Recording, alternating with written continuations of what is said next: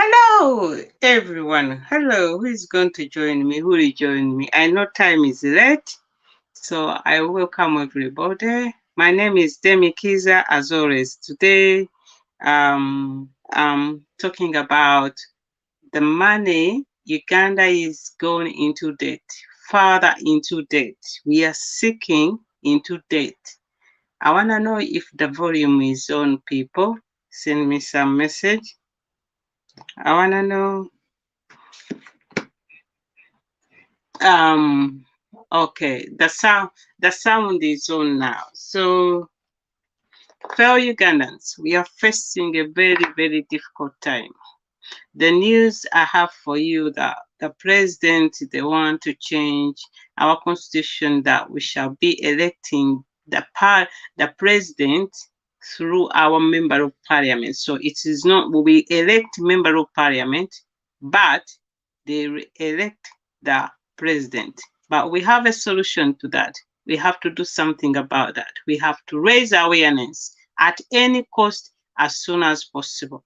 When MPs they come for consultation, that the people and the public they are aware of why MP they are coming, and we have to give civil education.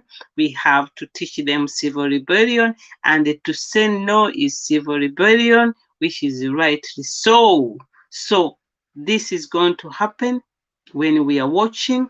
Last year they discussed it and it's still ongoing. So the process is there, but if we raise awareness, this can be stopped. Okay.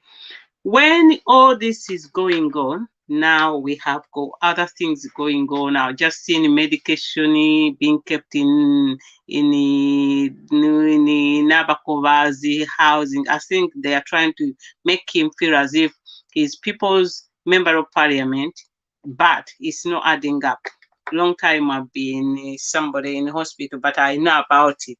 So, and then now we just heard in the news that the debt of Uganda has moved from $18 billion to $20 billion. So what could be the reason? What could be the reason? These are reasons that I'm going to speak about that everybody knows, but it's better I speak on this again and again because Uganda is sinking into debt. So, point number one, I'm gonna go in order.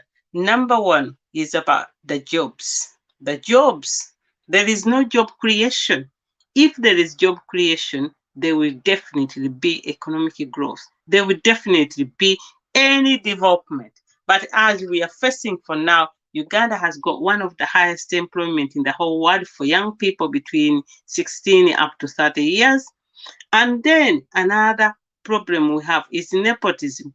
All the jobs which are created, all the jobs which are available, they go within families, they go within friends. So people they are limited. You just have to be a friend. Now you saw Andrew Mwenda in a chopper, and then Mohoz Kanyerugaba come and defends him. You just saw how money has been going missing, missing, missing. But when you trace it, it is among the families and the friends. So nepotism is causing economic growth. And then we have the brain drain because people who are graduates in Uganda, they don't have jobs. They end up going wherever there is green pastures. So we are losing quite a lot. And when you add on to this, this is why the reason we are sinking into debt and debt. So reason number two is about investment. Investment, there is no sufficient investment in agriculture. Agriculture is our biggest contributor to economic growth. To economy, 70%. We should be investing more money into agriculture. We should give people affordable loans. We should give people subsidiaries. We should give agriculture farmers. We should give them tax rebate. If we don't know what to do, let us go and get the manifesto from General Biraro, who passed away, rest in peace. He wrote the best manifesto to do with the agriculture. But that is politics. Once somebody writes something, you steal it over. You get it from them. Once campaign, they are gone. Borrow those ideas, bring them, and use them. So General Biraro had us a manifesto about agriculture. We should borrow that, we should use it, but we are sinking into debt. We don't care about our agriculture. We don't care wherever we have. And now people, they are living in rural areas, coming to urban areas. They are all squashed in towns with nothing. And during the lockdown, if our investment went into agriculture, people they wouldn't be starving, but people they were starving. When we went into a lockdown, our Uganda Airlines was carrying matoke, but it should have been grounded. But how can it carry matoke? So that is point number 2. Point number 3 is about corruption. We know what is happening in Uganda. Corruption is eating everybody. Corruption is rampant. IGG and Museveni, they disagree. IGG said, I'm going to bring these people down. Museveni says, no, go slow. Don't touch them because the money they steal, they bring it, they build hotels or buildings, they invest money into Uganda. But corruption is corruption. When you are dealing with the corruption, anything which is not yours is not yours. There is accountability and transparency. No one should be allowed to use our money as much as they want. And if they are being caught, they have to be apprehended. Like I saw the hotel by this man, Kasolo of Chotera. That hotel belongs to the taxpayers' money. NRM doesn't know what it means to be a taxpayer's money. But a taxpayer's money is always it's not anybody's money. It's the money contributed to go to service delivery. And those who handle our money, they should bring it back to service delivery. Number 4, our corruption. No, they don't apprehend people who are being caught into corruption. There is no recovery of stolen money, stolen funds. That is NUP manifesto. NUP aim to recover money, and there is no will from the government. Once there is no will, it becomes so difficult. And the point number 4, Minister of Finance, Kasaja. For me, I say he should resign. He's been a Minister of Finance for 10 years. He's been reading false budget here. They are not there. So why should we have a Minister for Finance? When in Uganda, if we have a Minister for Finance, when we look at Minister of Finance, it is independent. Because we live in a dictatorial regime. He doesn't have any upper hand. Whatever Museveni does, he's meant to be doing that. And he doesn't have a solution. If he had a solution, he would be able to convince Museveni and say, this is what I have to do. This is what we have to do. This is how we can get better money. But he hasn't provided any solution. What is he's a minister of borrowing. He keeps on borrowing and borrowing. Another problem with the Minister of Finance, we are borrowing far too much than what we earn. We are borrowing far too much than what Uganda is worth it. We are borrowing carelessly. We borrowed $200 million. Entebbe Airport is being taken. We are borrowing money left and right. And the shilling is inflated. And we cannot compete with our neighbors. So the Minister of Finance should be able to regulate, should be able to see that Ugandan shilling has got a value. But as we stand for now, it doesn't have a value. Look at our money. We exchange 3,000 per dollar, and Kenya is 100 and something. So our money is highly inflated. But it's a job of a Minister of Finance to control the money, how it goes out, to regulate, to see that people, they get tax rebate, to see that people, banks, they give people affordable loans, and the banks will also be given more money, more funding. It's about the Minister of Finance. But Matia Kasaja is not doing that. Point number 5, why Uganda is descending into debt, is about dictatorial regime. Everybody knows it. We live under dictatorial regime. How does it affect the economy? Because first of all, there is lack of rule of law. all these things I've spoken about, if there is rule of law, they will be able to apprehend those people into corruption. They'll be able, rule of law, everybody will be equal and the same. They will be able to do that job, will be able to get employment. If there is rule of law, there will be job creation. And the people, they will be persecuted for being caught up into corruption. But as we stand for now, there is no rule of law. And all institutions, they are no longer there. They are no longer functioning, whether we like it or not.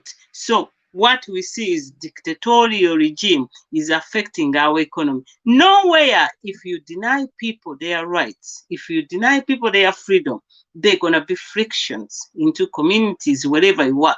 There will be unrest within people. People, they will be radicalized. People, they will be manipulated. People, they will be used. We can see so many people now, they are being used. You can see now Uganda, they've got Beggars Association. And when you look at that, what is it for? What have they said so far as Beggars Association? What? Something to do with the Uganda. So dictatorial regime is one reason that Uganda, we are sinking into debt, because there is no order. Museveni does whatever he wants. Once you lack rule of law, a lot of things they happen. You saw when they went to borrow money from IMF. IMF said we want all government officials to claim their wealth and their assets. What they have done, they have requested opposition to declare their wealth and their assets. And that list is the list they're going to send in the IMF. So we are borrowing too much money. So point number 6, there is Bobby Wine factor. Bobby Wine factor is affecting NRM in a way that they are spending money to stop Bobby Wine. They are spending money to make sure that Bobby Wine is being stopped. We have seen the CCTV camera, we have seen the drones, we have seen vehicles following him. We can see wherever there is so much, they are buying people, they are buying people who support Bobby Wine, they are buying bloggers to stop. That is where the government is. But you know, we are in a revolution. They can never stop a revolution. A revolution will go on, they like it or not. And then point number 7, we have got the Beggars Association. We have got Beggars Association. We have got parasites. People in diaspora, they are in a situation that they cannot get out. They are in a bad situation that they are working, they are fed up of working. The money they are working is not good enough.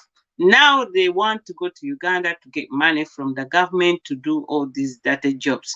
You can see now all these young people, they start this so that they are being seen and then they are being bought up.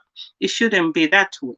So another point, number 7, it's not a lot, but it comes after all this, is about ignorance within the population, because they denied us to be educated.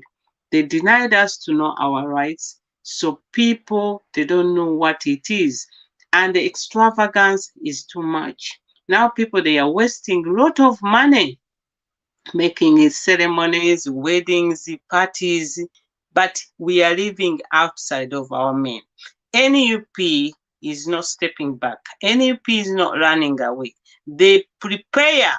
NUP is preparing to get into the way to make sure that Uganda is going to progress. Uganda is going to do very well. That Uganda will not be in debt. The debt will go down.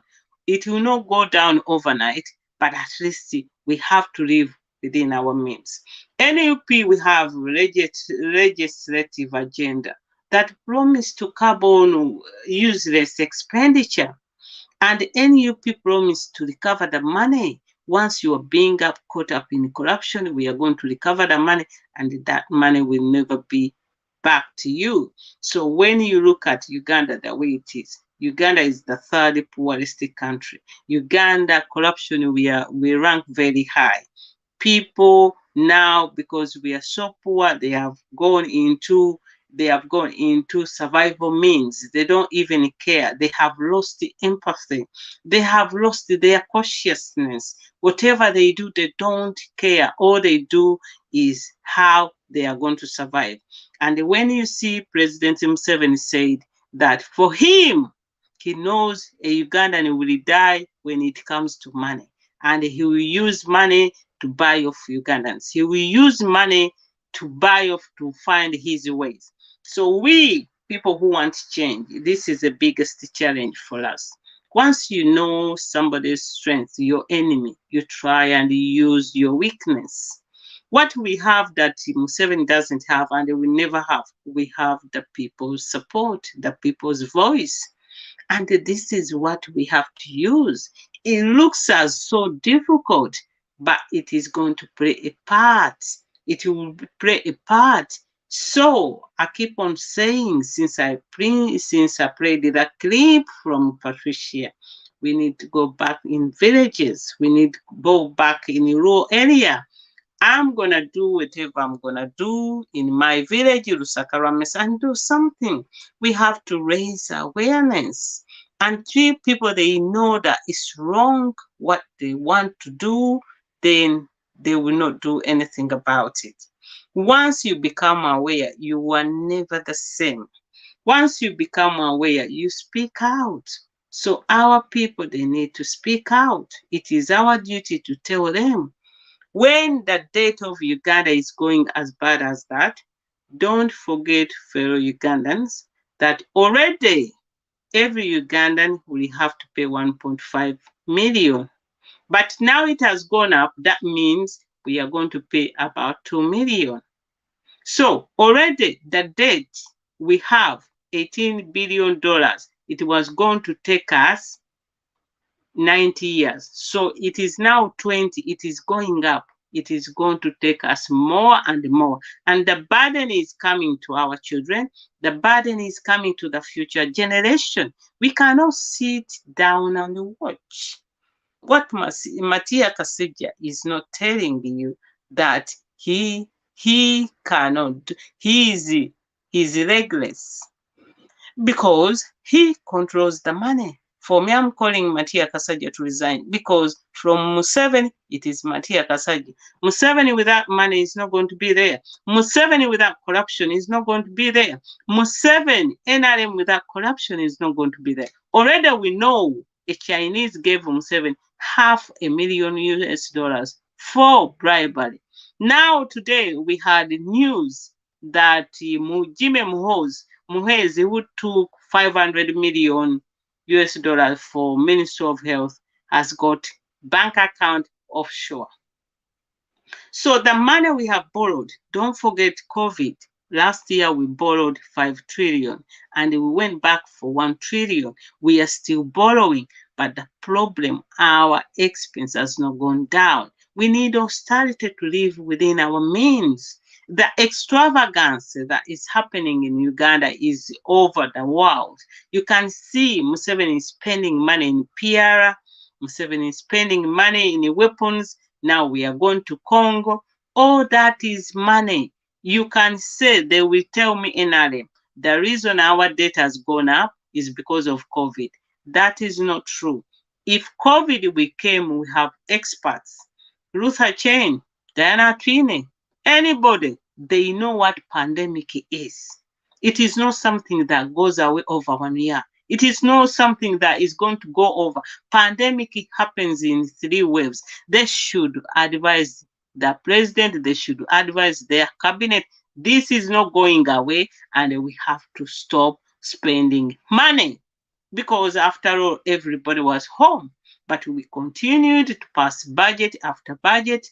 Financial year 2019-20 was 42 trillion. And then we come up with the financial year 2021 to 22, 45 trillion. And our income is 18 trillion. So we are 3 times. It doesn't add up. Matia Kasaja has got to go. Whichever language I speak to, he knows. He has got to go. We saw Gobi is wearing army green attires for what? a Minister of Finance. So as we speak for now, for me, I'm very, very sad. These are issues that concerns me. These are issues that matters to Uganda, to all Ugandans, that Uganda is sinking into debt. Our debt has gone up. Our children are going to suffer. We don't have money. We are the third poorest country. The hospitals, they lack hospital equipment, medication is understaffed. There is no job creation. Every graduate in Uganda now, 9 out of 10, they go out in Uganda. They go abroad to look for green pastures. The housing, people, they don't have the land grabbing, they don't have where to build it, they don't have money to rent, they live in too squashed, overcrowded, and then transportation. We are ignoring the rural areas because that's where our agriculture comes from. So how is the money, the products are going to be collected from villages when there is no feeder roads? So transportation as well plays a big part. And if you are coming through Sakaramese, if roads are very good, it could take you maybe 3 hours from Kampala to Sakaramese. But now the roads are very bad. It's going to take you more than 2 days. So when the more time you lose, the more money you lose. And all these people who are being caught up in corruption, our money has never been recovered. And there is no indication that our money is going to be recovered because IGG, the new IGG, Betty Kamya, she stood up and spoke, and Museveni gave him an egg on the face. So he told him that will not work. It's better leave people to be corrupt, and that money they will be broke. That is what the legacy of Museveni is there for to see. So corruption is a big, big enemy to economic growth. We continue to borrow, but how are we going to pay back? Entebbe Airport is gone. Other so many, many things, they are gone. Uganda Airline World had gone. It took something to took it away. Uganda Embassy buildings, they are being sold off one by one, one by one. So as it stands for now, Uganda, we don't own anything. But how are we continuing to borrow? We should stop borrowing. That is my idea. We should live within our means. We should stop extravagance. We should establish a system, that there is a system that which has got accountability and transparency. Many people, they don't want those two words, but they go together. If you want to develop those two, they go together. There is no way you're going to become rich when you don't have accountability, when you don't have transparency. We want to prosper, we want to go ahead. So as we stand for now, that is the picture that is worrying for now. So I'm gonna show you this. I'm gonna show you all this. The money they claim it wasn't there. In the budget, this money is never there.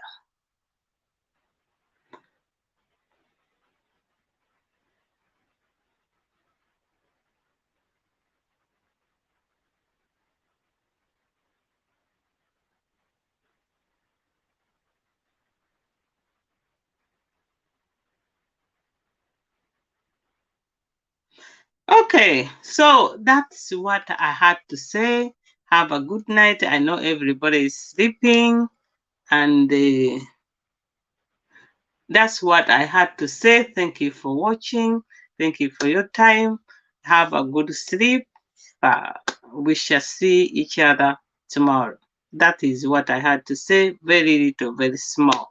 So I did. People power, our power, our power, people power, NUP everywhere, everywhere. NUP. Salute.